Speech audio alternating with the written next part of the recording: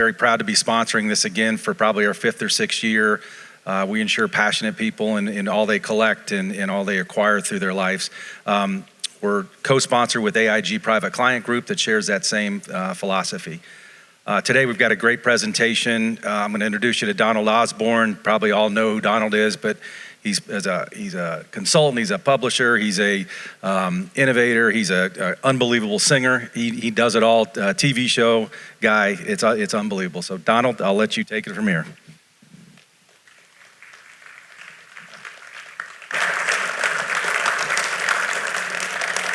Thank you very, very much, Jim. Really appreciate it. It's great to be back here at Pebble Beach. I'm sure you all feel that same way.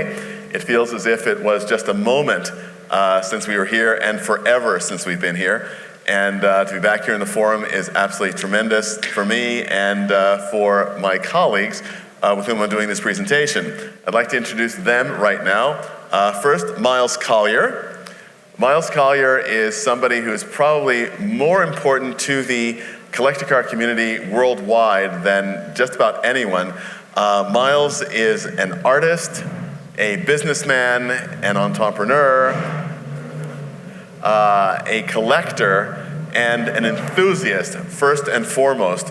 Somebody who has lived a life with cars and for whom cars are an absolutely vital part of his life, and in sharing his enthusiasm and his great intellectual curiosity with everyone he can to try to further the life and importance of cars for all of us. So Miles, welcome, and it's a pleasure to be with you here.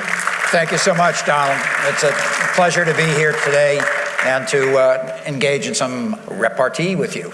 Indeed and in fact. And our other colleague here is Rupert Banner.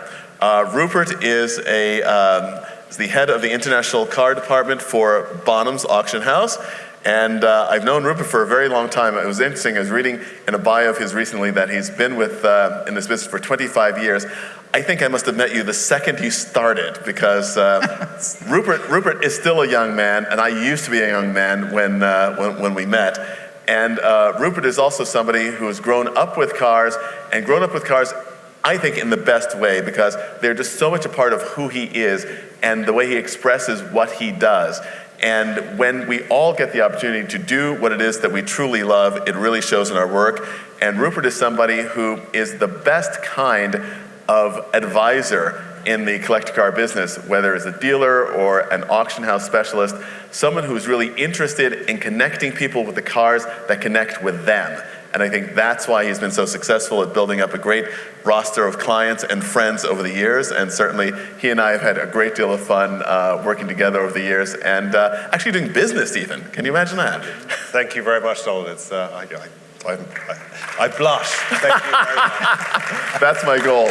So today we're going to have a conversation, and I stress that this is a conversation. It's not so much a presentation, although we have some delightful graphs and charts, which I love graphs and charts. We have some delightful graphs and charts to talk about what some of the data about collecting seems to indicate. But we also want to have a conversation, and hopefully, if we do our jobs as well as we want to in this, we will disagree. Now, these are two guys with whom I agree a great deal. However, there are some points in which I think they might be further educated, and hopefully I can help do that this afternoon. And also, most importantly, we want to hear from you, because hopefully a presentation like this, at its best, raises more questions than it answers. And I think that all three of us can agree that whenever you think you know absolutely everything on a topic, it means you haven't begun to scratch the surface yet. So here we go. The title of this, which I think is absolutely wonderful, Breakthrough Collecting, New Perspectives for Success. The market is something, and as an appraiser and consultant, I'm asked this all the time, what is happening with the market? And I think it's become more and more complicated, quite frankly, and I think for myself, it's become more difficult to figure out what we can say about the market as a sort of a macro environment. And that is largely because of the evolution of the collectible automobile market. So I mentioned the fact that Rupert grew up with cars. Miles also sort of was slightly familiar with cars growing up, a family that had a little bit to do with cars and how important they are, certainly in the post-war period. And Miles, what have you seen since you started your life as a collector? What major changes have you seen in the collector car market? Well, I think that obviously the single biggest change in the collector car market has been that these artifacts, these objects, have gone from being, relatively inexpensive and something that is approachable by a broad variety of people to at least at the charismatic, esoteric realm of the great names like Ferrari, Porsche, Mercedes, and so on, becoming in some ways financial assets. Okay, today they have become so valuable that only a limited number of people can play with them. And so one of the aspects of the market that is typical of any kind of a market, whether it be for art or antiquities or real estate or anything else, is that when one area becomes too expensive, the market broadens and sends out tendrils, if you will, into new areas of collecting, so that all of a sudden microcars become hot, or lowriders become hot, or hot rods become hot, and so on. So the market has not only deepened over time, but it's also broadened over time, and I think that's an important thing to understand, and we can expect it to continue to broaden. That brings up a great point. I was just having a chat with someone in our audience here a few minutes ago about how the market has evolved and the concept of generational shift, for instance, and the sort of traditional collector's bell curve, that the cars that are interesting in the market are the cars that the typical buyer lusted after when he or she was 17 years old in high school and now can afford it 40 or 50. Rupert, do you see that as a major market shift and driver, or is it a larger broadening of the market itself, more cars becoming interesting in the collectible sense? I think the fashion has become, the idea of having old cars, I think, has grown in broadened fashion somehow, frankly. To arguably, it's always been almost inherited nostalgia, because you're collecting things that are even, let's say, 80 years old. You'd have had to have been another generation beyond that. So, we've always been actually inheriting the nostalgia that we're collecting to a degree. It may be that our parents had that or our grandparents had that, and that's actually the related sort of thing that they're going for.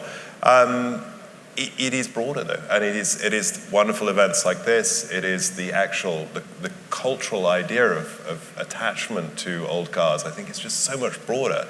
It used to be a niche thing held onto by actually some relatively greedy collectors who kind of didn't want anyone else to know that this stuff was out there or where these things were. And once it grew and actually the information was in a broader sense, I think that's what's helped it grow so much. That also, I think, brings up a very good point, which is one of sort of accessibility. Today, at this point in the 21st century, as in many sectors, the automobile is being demonized, frankly. What effect does that have on interest in the collector car market, in your view? Because I see something that it seems to be bigger than ever. Well, I think that the issue with the demonization of the automobile, of course, is something that repeats itself over time. What do I mean by that? The horse was the central moving factor for personal mobility and even industrial mobility as late as 1910. And it was demonized. What we fail to remember is that it was excoriated and identified as a source of all kinds of ill in society, either from the moral turpitude that it inflicted on people who were abusing this animal in order to advance the functioning of the economy, to literally the danger to human life and limb with runaway horses in an urban environment, and so on and so on. And the most poignant, the most potent example of that is in 1910 in the United States, there was a population of 26 million horses that were working in cities. And it takes 5 acres of arable farmland per horse per year. So if you do the math, that's 126 million acres of farmland that had to be in productive crops for horses.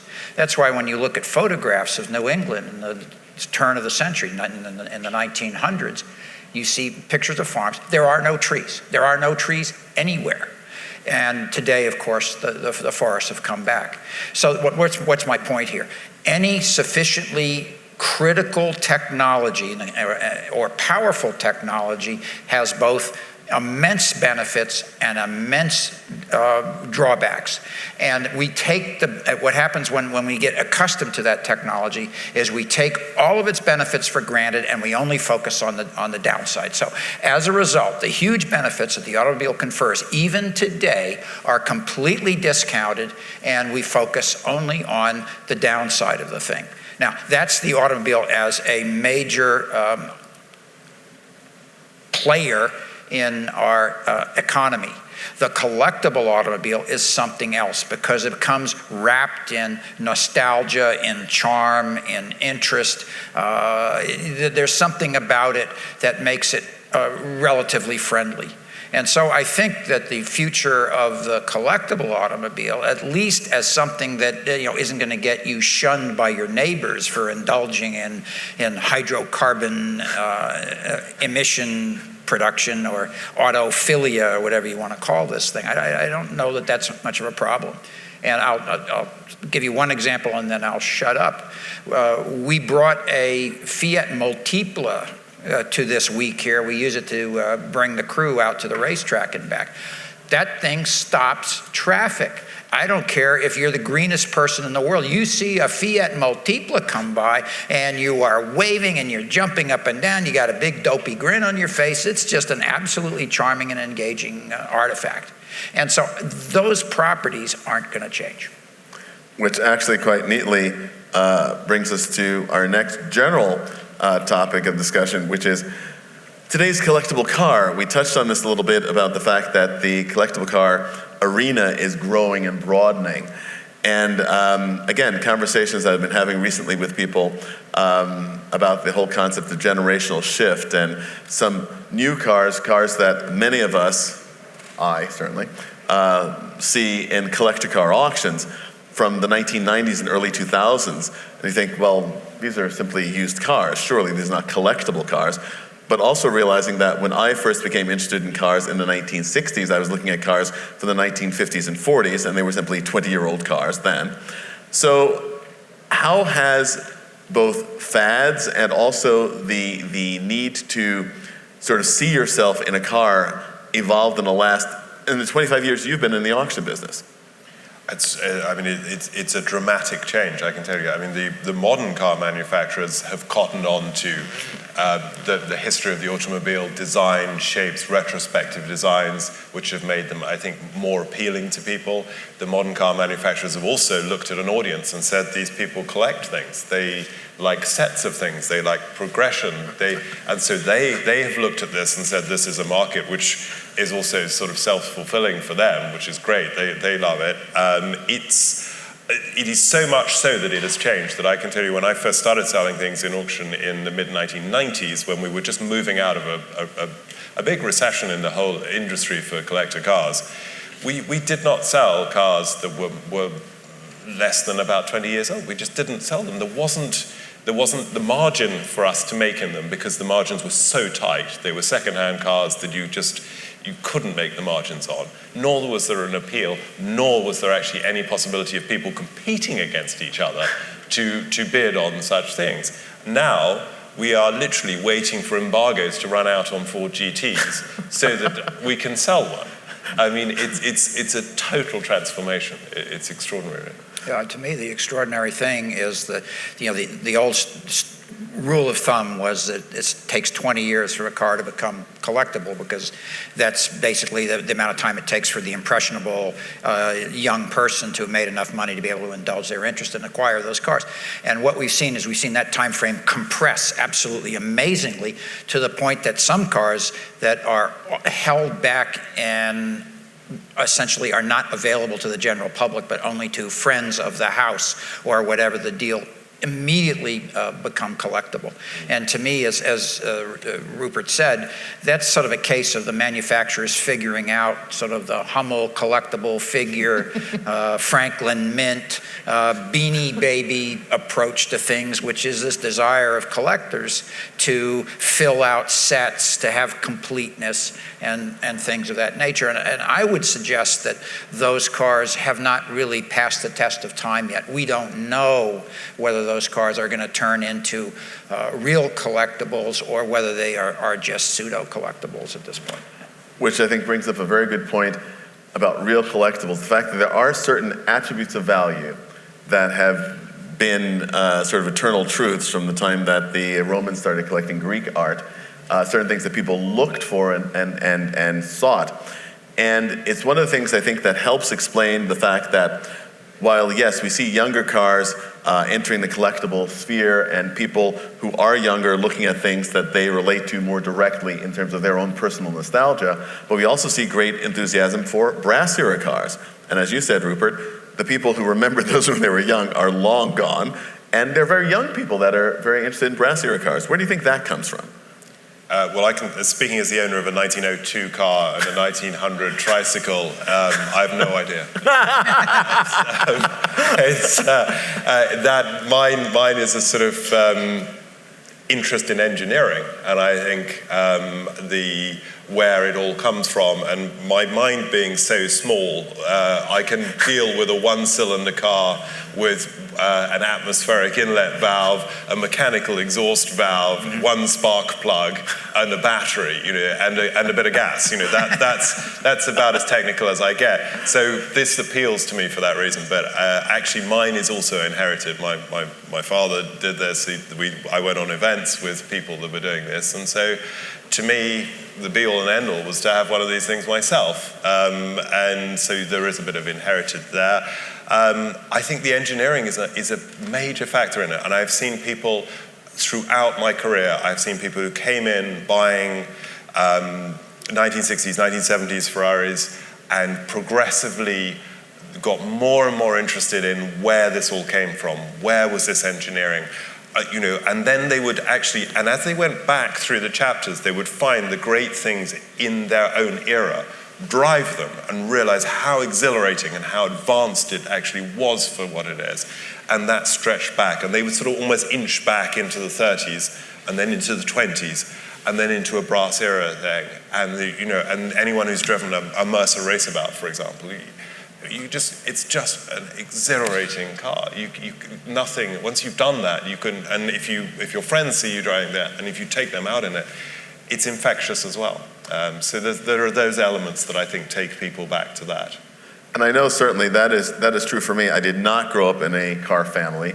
As many people know, my family didn't buy their first car till I was 12 years old because we lived in New York City, so you didn't need it and had the bus and the subway. So that was not a driver for me. But I know certainly from my love of history, it's one of the things that has driven me back to the early cars. And a car that the Audrain is showing on Sunday, this 1916 Packard Twin Six that I drove on the tour on Thursday, it was remarkable to me because when you think about the pace of technological development then, that, from 17 years separate James Packard's first one-cylinder car from this V12, and you think, how is that possible? And this kind of change that I've not seen in my lifetime. Right. And the fact that, again, going back to the Ferrari story, the fact that Enzo Ferrari was inspired by the Packard V12.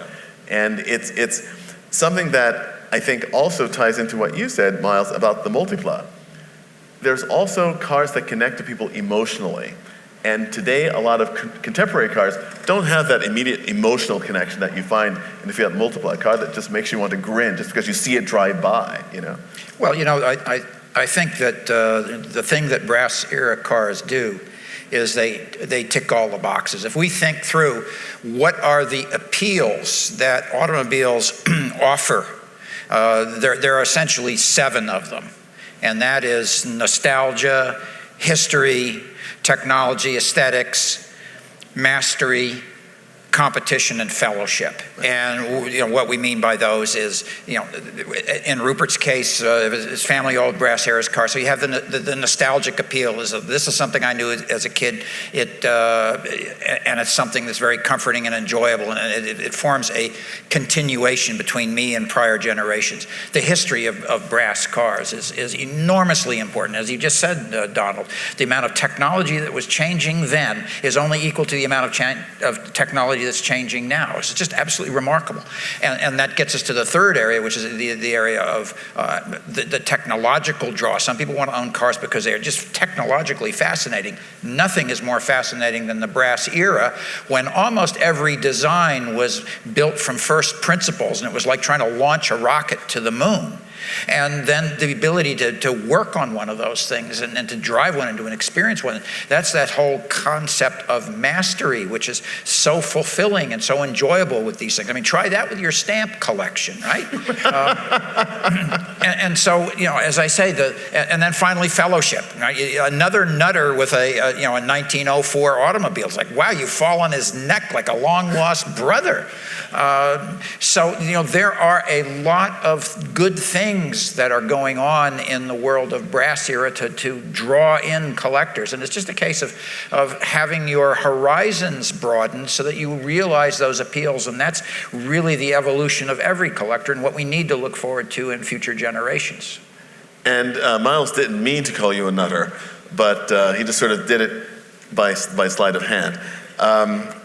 Which also brings us to something. I'm not going to make an announcement here today because I made an announcement about 4 years ago about a book that I was going to work on, which I've not started. So we won't talk about that yet. But the suspense, exactly. The suspense is killing me. The idea of what is car collecting and how has it evolved and why do people collect? That's something I think has been very close to your heart, Miles, in terms of understanding and communicating, and certainly central, obviously, to your business, Rupert. And which is our next, oops, that's strange, there we go. Echo. Collecting strategies. And this is something that a lot of people with whom I have worked and friends of mine have said, my collecting strategy is that I buy a car I can find, I can afford, and that fits in my garage. Or they make apologies for their... first one up there. That's opportunistic. Anything goes. Anything goes. It's a bright, shiny object. It was right in front of me. I couldn't help myself. Is it important to understand why you collect and how you collect? Well, I think it is. Look, I mean, and here's why it's important. You can go along perfectly happily. You're buying, I'll buy it, it's red, it's shiny, I'll take it. Ultimately, that builds a fairly chaotic collection. If you have a reason for why you do things, you bring a sensibility, you bring a syntax, you bring a grammar to what you're doing, and instead of having gobbledygook, and you be the guy that has 16 Camaros, which I absolutely respect your affection for Camaros, but 16? What's that about? The understanding what your tendencies are and doing something that then begins to make a case. And look, there's three things that cause us to, or three motivations for collecting.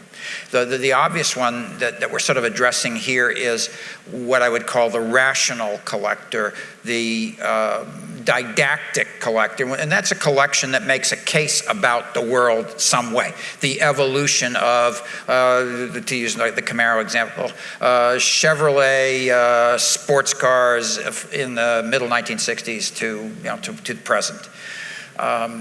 And that's what museum curators do, is they build some kind of a hypothesis, a thesis that's carried out in their collection. You can agree with it, you can disagree with it, but it's based in reality.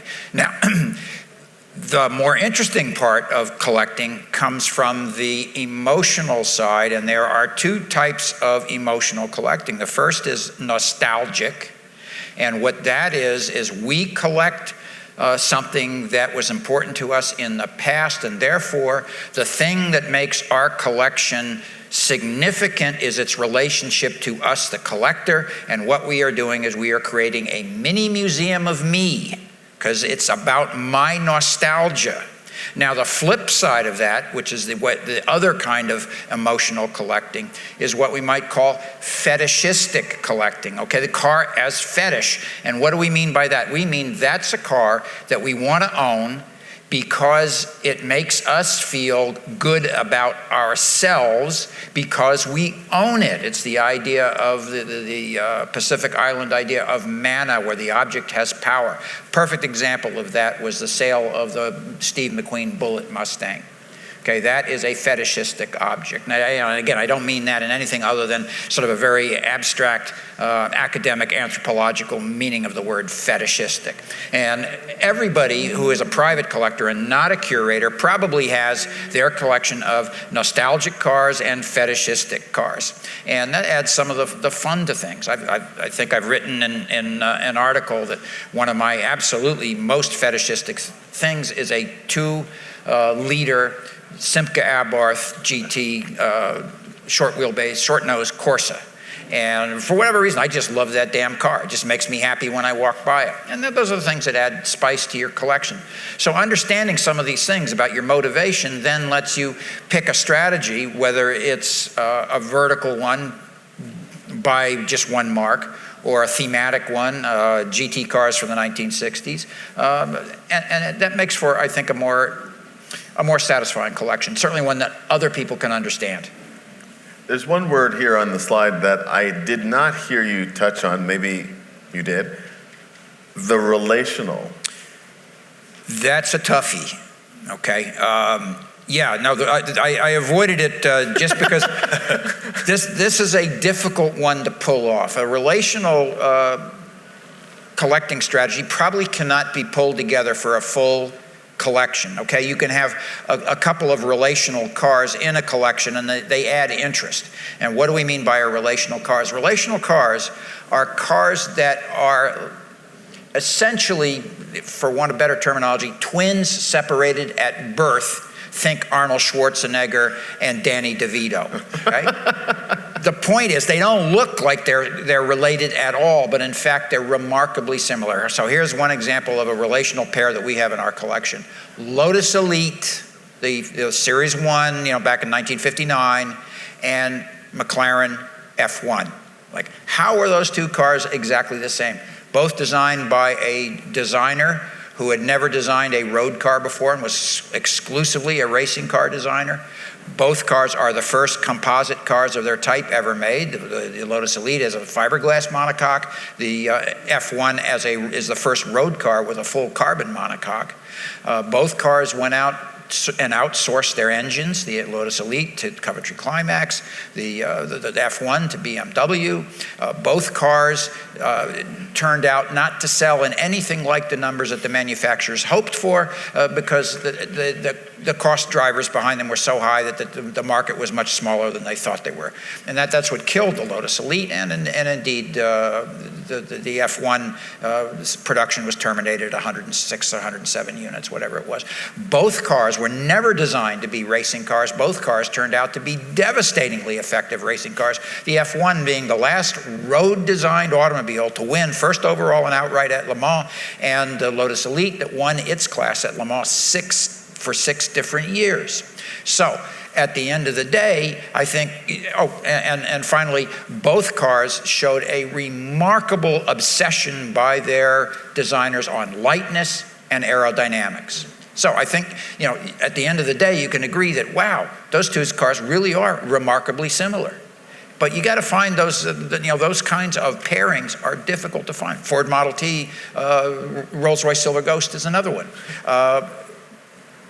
Austin Mini and Lotus 25, that's another one. But so you can find some of these things, and the thing is, they make remarkable pairings, and they're not obvious on the surface, but once you sort of explain these things or start the conversation going with knowledgeable collectors, they go, wow, that's really interesting. Because differences are obvious. That's trivial. Hidden similarities is where the action is. And Rupert, a question which is, how do you manage to find the balance in the work that you do advising clients of Bonhams when they come to you and say, Rupert, I want to buy a car, or I want to put together a collection? How do you start with someone? Do you try to get into this kind of the depth of the ways people can collect? Do you just talk to them about what it is they might like?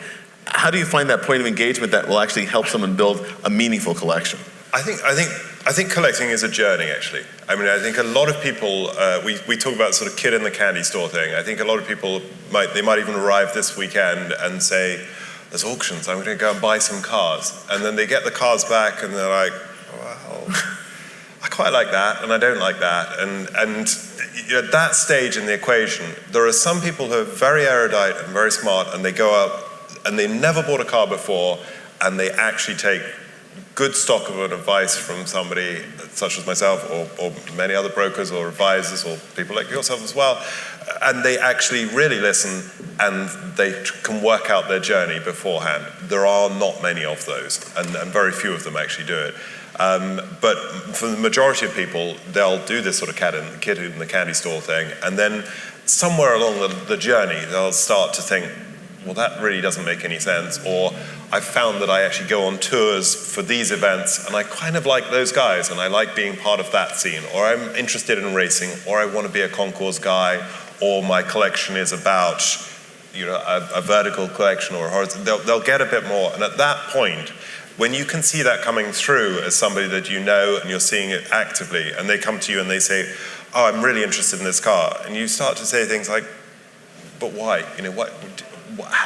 Why would you do that? You shouldn't really be looking at that. You've actually got that if you think about it. Why don't you look at this? Have you thought about this? Or let me take you out in a couple of cars and see what you think about that? Or are there events that you want to do that I really want to do the Mille Miglia, but I don't have a Mille Miglia car? That sort of question. And then and that journey then becomes the second stage of the journey, I guess, where you can really guide people.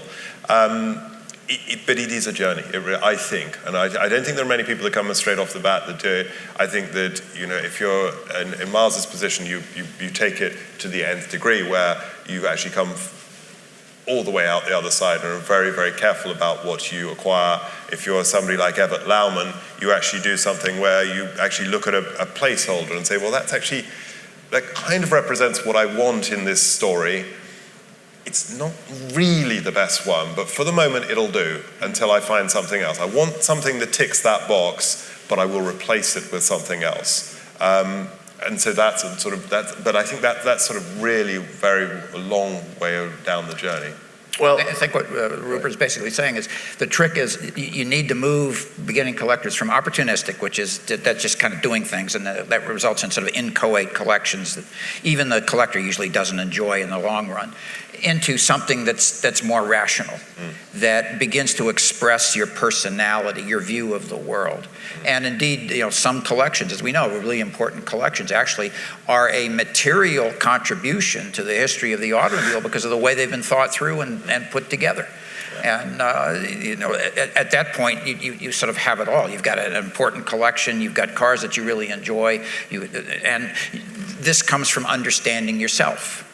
One great attribute that separates collectors is whether they're experiential or whether they're contemplative. Do you want to own the car because you love its history and you love thinking about it? And don't get me wrong, you like to drive it, but its main driver is to own it because of its materiality, its significance in the world. Or do I want to own the car because it's just a riot to drive, and I'm by golly going to do the Mille Miglia in it? And those are two different collectors.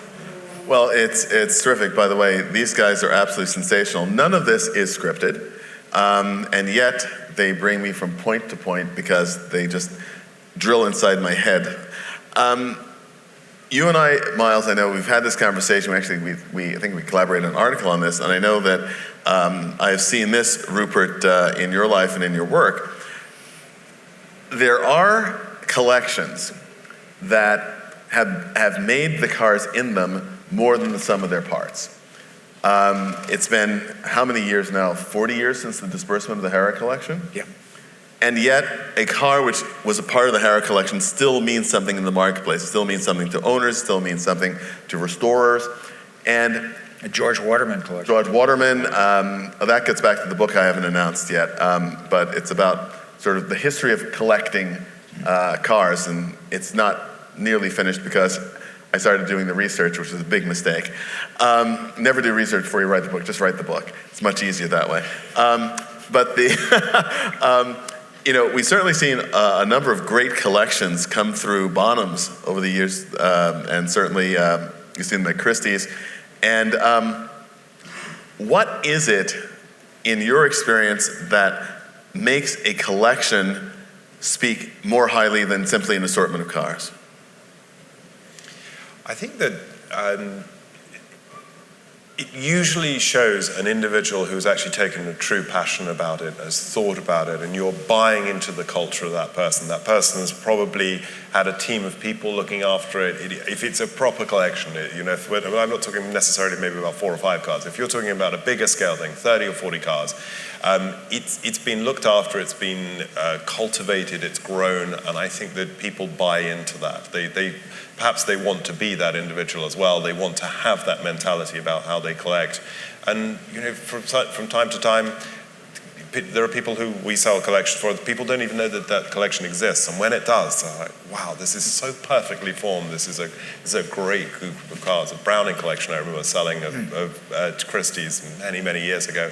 And it was just an unknown collection of fantastic things. We're very lucky to be part of that when that happens. But it's usually that something completely off the radar has been built, been looked after. And Harrah's the difference, I think, with the whole Harrah collection is the scale of it, obviously. But the way in which it was built, the way in which it was operated, the fact that Harrah had teams of people hunting for the spares to restore his cars or to keep them going, it is just incredible, particularly because of the scale of it. You hear of teams of people that will go to Hershey each year, literally on the hunt for particular lamps and particular this, and the parts stores alone at Harrah's were meant to have been the most incredible things. And still to this day, if you have a Harrah's car, it will have its little tag on it that has the number that correlated in their inventory of what it represented. And you can still go to Harrah's today and they will pull the file on it for you and show you everything that they had. It was the nth degree on the biggest possible scale. It's the most extraordinary thing. And as we were speaking right before the program, Miles, I'd like to ask you this question in this way. Would you not agree that that probably the Harrah collection is probably the initiation of sort of modern collecting in terms of the standards of research and the intellectual review of cars, as opposed to the accumulation and hoarding that largely came out of the 40s and 50s? Well, I think Bill Harrah was certainly, one of the thoughtful collectors. In fact, just as he passed away, he was about to expand his collection with a whole bunch of new cars, and he was actually having his curators put together hit lists of things that should be added to the collection, which he was then going to review, and so on and so on. So he had basically transformed his collection into what I would call a full tilt museum quality management, where instead of the inchoate drive to own a particular car, at the very least, this is the way I do it anyway, I come up with a plausible argument for why what I have an inchoate drive to own is okay for my collection. That's why you want to have various sub-themes that you can sort of plug anything you want into, and it kind of works all right. So I think Mr. Harrah was doing something along those lines. And then because he was perfectionistic, he focused on absolute authenticity of configuration, things of that nature. So what I would call the typologically correct restoration. Now, here's the point. I think that there is a new level that we can restore to that leaves the typologically correct restoration behind. The typologically correct restoration is essentially one in which the automobile is absolutely authentic according to all of the forensic indicia that you can find about it. In other words, anything that can be measured, quantified, typed, et cetera, is correct on the car for that make, model, year, country of delivery, the whole Megillah. However, there's another level above that, and that is, here's the metaphor, okay? When all humans are born, they all look like Mr. Magoo, right? 40 years later, everybody is an individual. A car is the same way. When it comes out of the factory, unless it's a completely hand-built artifact, like some types of racing cars or early cars and so on, but if it's an assembly line automobile, they are largely identical. They are automotive Mr. Magoos. By the time we get to 40 years later, 50 years later, whatever it may be, those cars have become individuals, just like you and me. And when it comes time to restore something like that, if we are sensitive to the automobile, and we let the automobile speak to us, we try and restore the car with consideration for its particularity, those things that have now made it different. And some of that may be evidence of damage, it may be evidence of changes, it may be repurposing, it may be the things that have happened. Now, you don't have to accept everything on the surface, but you have thought through all of these kinds of things. And let me close in describing this with another metaphor. The typological restoration is essentially witness protection for automobiles, okay? All of their individuality has been wiped out. We're relocating them to Chicago, and now you can start life again. What we really want to do when we restore a car is treat it like an immigrant to a new country. Okay, it's going from the country of the past where it's a deteriorated artifact, and it's going to come into the world of restored automobiles and precious collectibles. But we want to preserve its heritage, its name, its capabilities, its skills. I'm sort of conflating how humans moving to another country and adopting that. But the idea is we want cars to become immigrants to our times, not witness protection in our times. Which is a very interesting thing. This slide doesn't relate to what it was that we were talking about, but I think it's important to just discuss for a second because I found this quite interesting.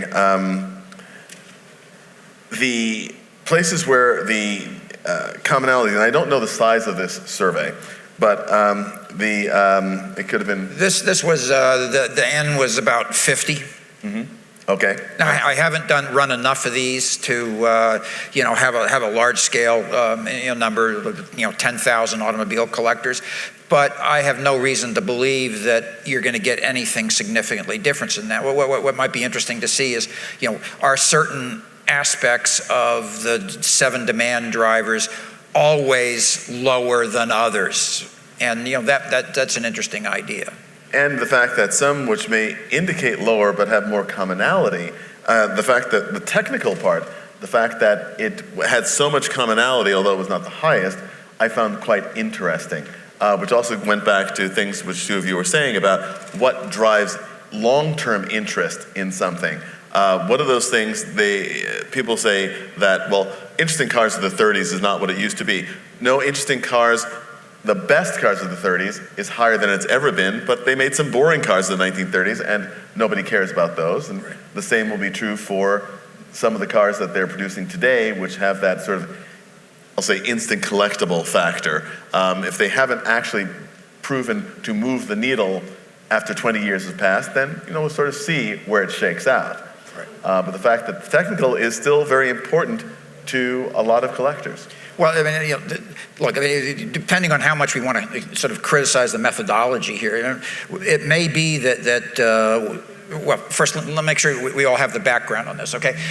What we ask people to do and we had 50 respondents on this, was to we identified that there are 7 driving factors that influence people to collect cars.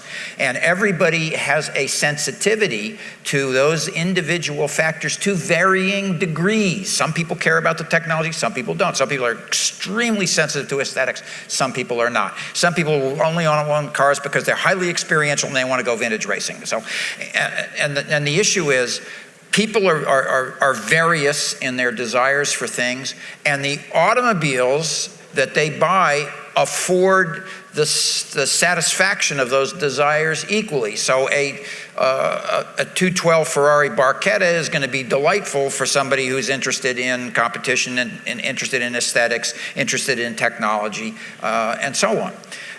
And so what we did is, what we wanted to look at, just here we selected 7 or 8 or 9 or whatever it is, individuals, and gave them each a different color and measured their responses across these 7 metrics.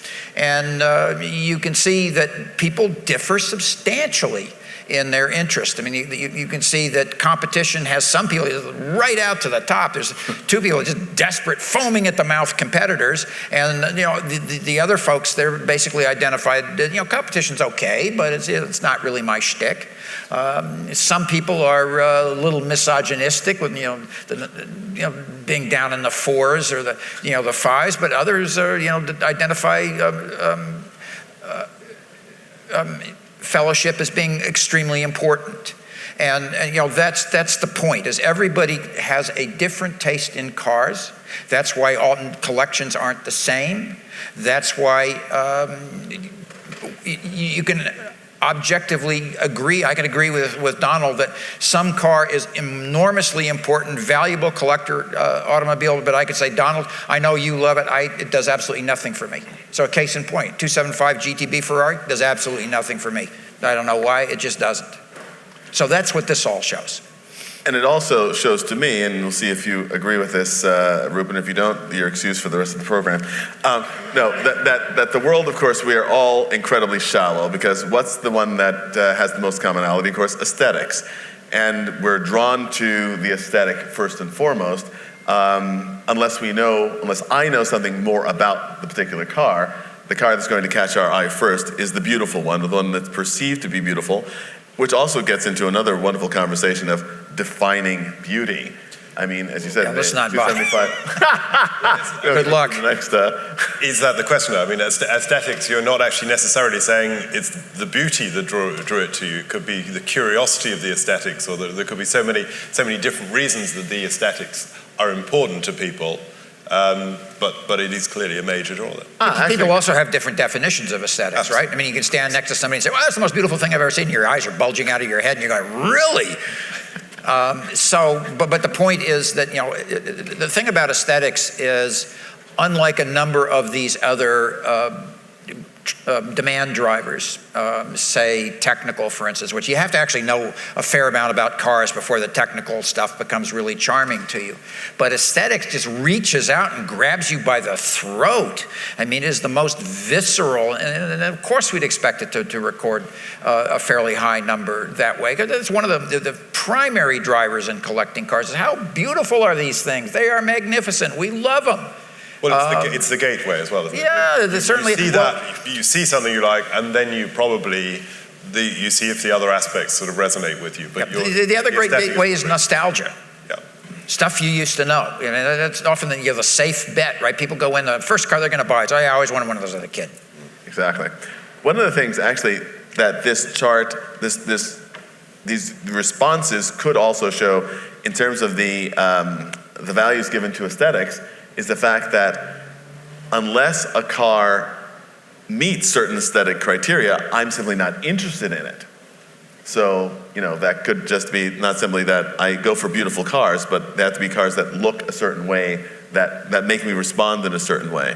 And look, these are all, while these are independent, maybe they're independent variables, okay? I haven't done any I really need to do factor analysis on this to find out, but hold that aside, okay? These are, let's just, for the purpose of this discussion, these are independent.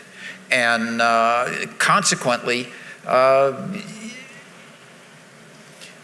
you can have a high regard for aesthetics and a low regard for fellowship, or vice versa, and it doesn't really matter.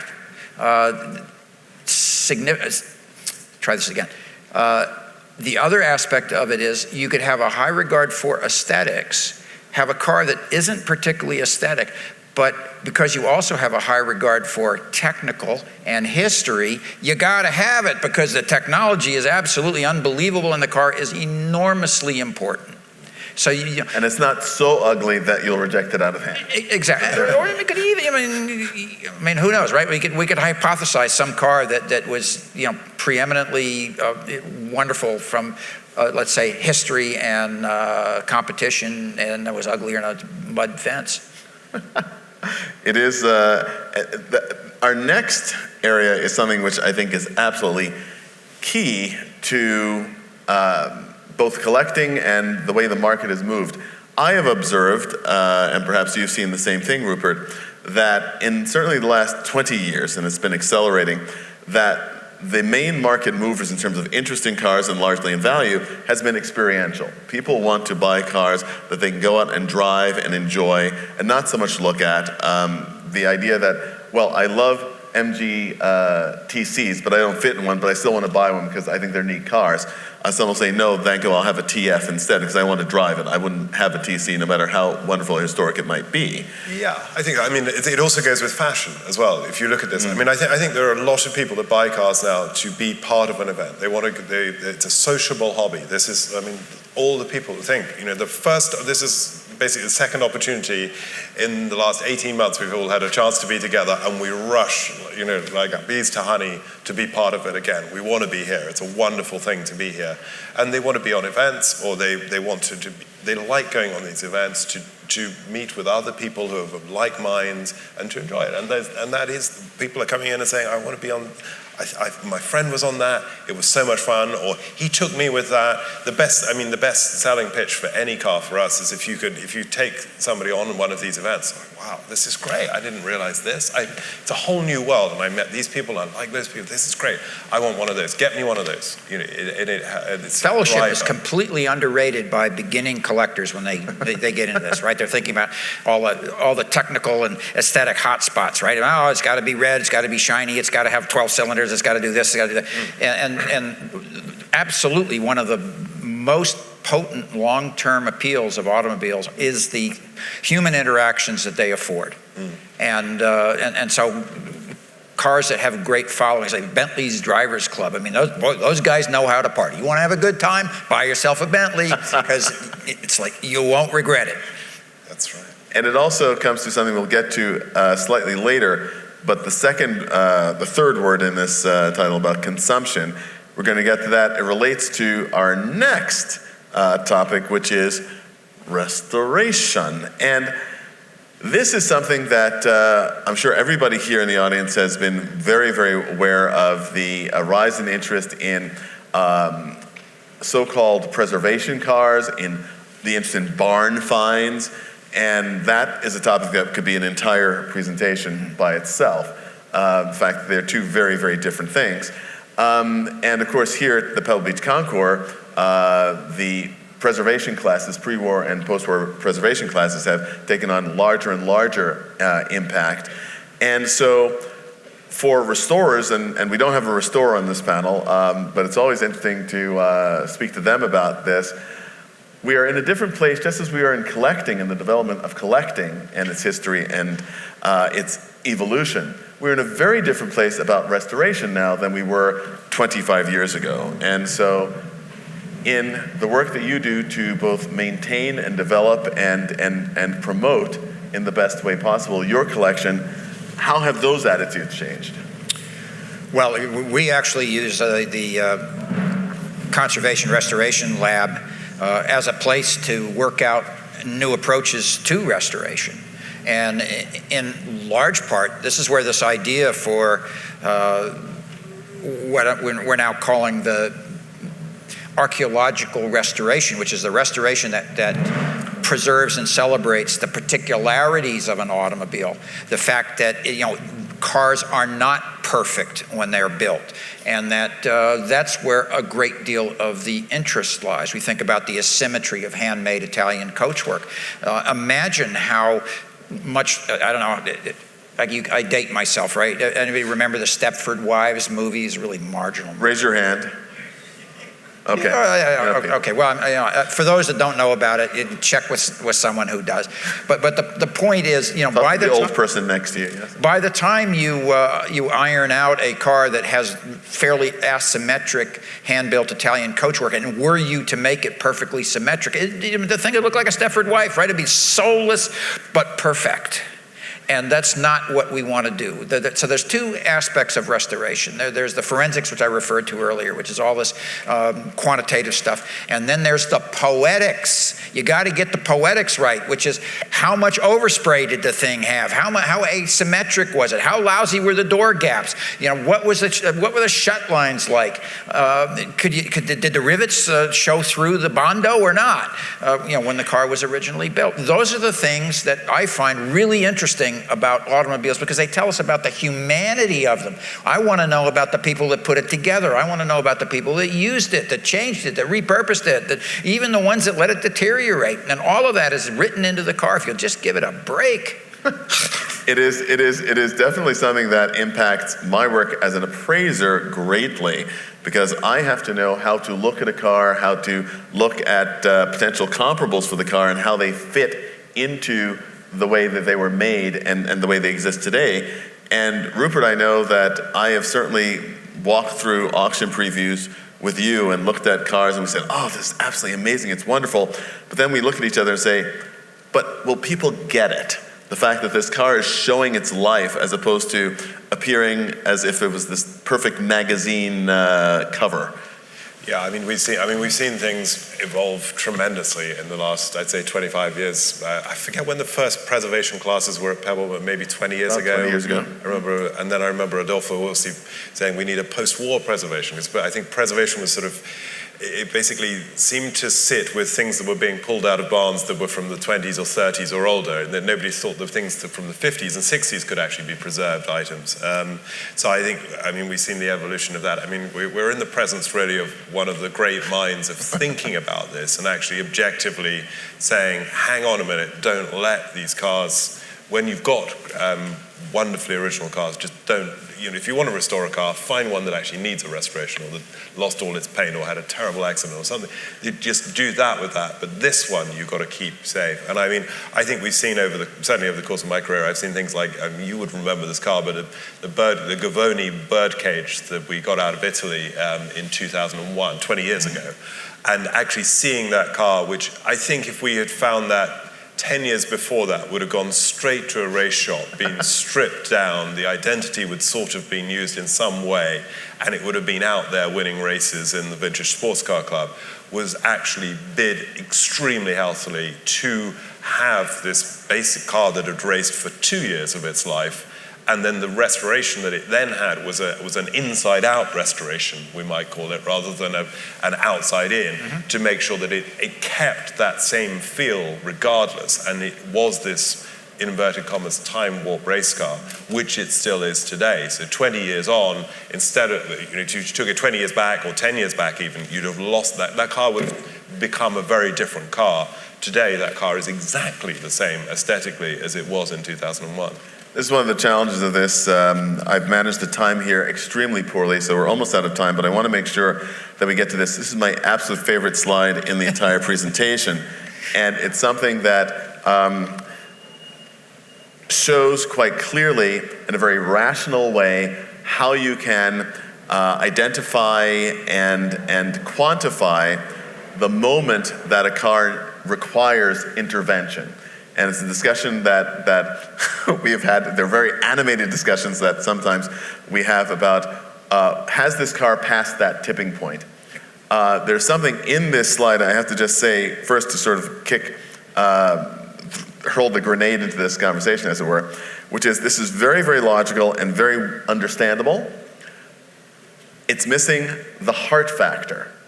So at what point do you say, I feel that my connection with the person who built this car, the people who've owned this car, might be lost if I have any intervention at all? And how can you make the decision not to intervene, which means that obviously you can no longer use the car you can no longer use the object as a car. It has to now become simply an artifact. And how does that play into the kinds of decisions that you have to make? And it certainly makes it more difficult, yes? Certainly does. Look, I mean, here's the point, though. In my book, I'm not trying to be prescriptive about this. The point is, I'm very, very suspicious of some self-appointed expert somewhere telling me this is absolutely right, it's not how it works. If you have a car that you feel, for whatever reason, you're never going to be happy with unless you bring the aesthetics up to some level by doing some restoration work on it, I would suggest that's your business. I would, however, like you to make an informed decision, which means if it's an enormously important, incredibly original car, maybe you're better off selling that for a great gob of money to somebody who wants it that way, and find another example that is more amenable to being reworked to your tastes. But by and large, I think if people will spend time in the garage with their cars, just sit with the thing. It's kind of become the Dr. Doolittle of cars. Let the car speak with you.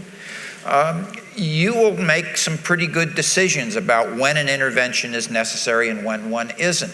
Now, what this graph shows, there's a dark point up there, a restoration indifference point, about 40% down that curve. And what we're basically saying is that at some point, the narrative that the car can give us in its native state, which is whatever condition it is when you're looking at it, is overwhelmed by the deterioration, and the only narrative that we're reading anymore is one of destruction and damage and other kinds of things that take away from the significance. That's the point when we ought to start thinking about a restoration. And the restoration I think we ought to be thinking about is what I call an archaeological restoration, which is one that celebrates the individuality of the car. If we do this right, what it shows is that cars can deteriorate a certain amount and they just get more human.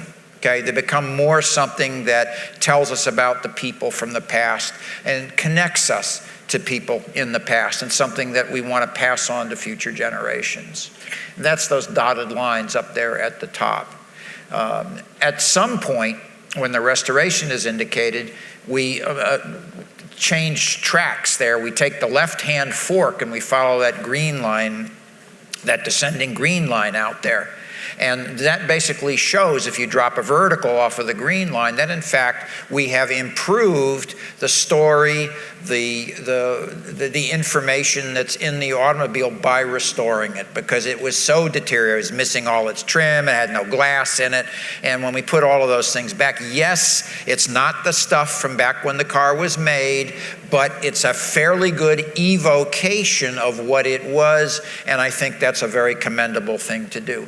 So at the end of the day, what I'm suggesting is we want to, this is probably getting a little dry and academic, we want to maximize the area under the curve, and the curve that we're maximizing is dotted red line at the top to the green line and then under the green line. And you can see, if you imagine any other intervention there, that you have less area under the curve. So this isn't a prescription, because you're going to decide where the restoration indifference point is. It's just saying, understand how the variables work and try and think through your projects that way. There's a moment when I was thinking about this chart, and I thought about, as it happened a few weeks ago on an airplane, I rewatched the James Cameron movie Titanic. And they start, of course, with all this wonderful actual undersea footage of the ship. And they do wonderful dissolves into the set that they've built. So you're actually looking at the ship as it sits at the bottom of the North Atlantic, and then all of a sudden you're seeing a recreation of it, which has very much the same effect of the total restoration of a completely derelict car. We are seeing what Titanic must have looked like in 1912 before she sank, but it is not Titanic. And that's a thing that, and I've got two more questions and then we'll wrap up here. Rupert, when someone comes in and looks at a car that's being sold, it's on offer, how often do they ask you for advice on, Rupert, this is a really interesting car. What should I do with it? Is this a preservation car or should I restore it? What kind of advice do you give them and how do you give that advice? Well, I think it's definitely a very personal thing, and unfortunately, or unfortunately, it does come down to, if they pay their money, they take their choice. They can do what they want to do with it. That is, I sold a car many years ago, and the former owner of it had turned up at my auction. It had been totally restored since, and the man complained belligerently about how terribly it had been done. And I said to him, I do believe that you sold the car. So if your interest was mostly in leaving it alone, then you had the opportunity to hold on to it. Yes, but I don't like that man, he said, but that was another thing. You try and guide people. I hope that over time you know the people's instincts, you try and give them the best advice that you possibly can. I think that the nice thing today is that there is a lot more information. There are plenty, it is documented. People also like Dr. Fred Simeone, who we all know as well, is another individual who has laid down some templates and said, this is a way to collect, this is a way to look after things, this is a way to go racing, these are, without coming up with it on your own, why don't you take this direction, absorb these opinions of people who have been doing it for a long time, and you can take that journey as well yourself. And I think that helps a lot. Well, I've managed to run us out of time. I'd hoped to have some questions from the audience, but I know they'll probably kick us out of the room for someone else. But I did just want to say, first of all, thank you to Rupert and to Miles. It's great spending time with you here. And to all of you who've come this afternoon, and hopefully this conversation has raised more questions, which you will seek the answers for. And I also would like to, because he won't, he's too polite, to also plug Miles's new book, which is coming out in October, called The Archaeological Automobile. And it is a fascinating book. And the rack in the back. Have read the manuscript. And one of the things that I will say that I really like about this book is the fact that it really provoked so many questions in my mind as I read it, because I thought, wow, I hadn't thought about that, or I hadn't thought about that this way.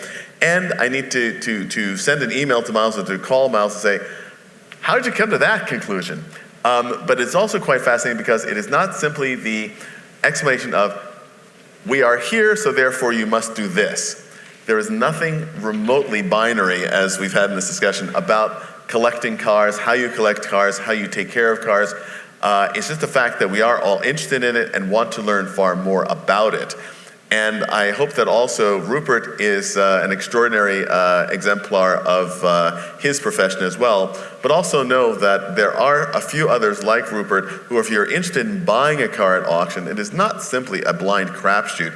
Be bold, ask the questions. These people are enthusiasts with great knowledge, and they can give you the guidance that you want. People do not hesitate to do it with fine art, but it's amazing how many people buy cars for vast amounts of money without asking anyone anything about them. So I suggest that that is not generally a way to follow. True. So thank you all very much for coming. And enjoy the rest of your weekend.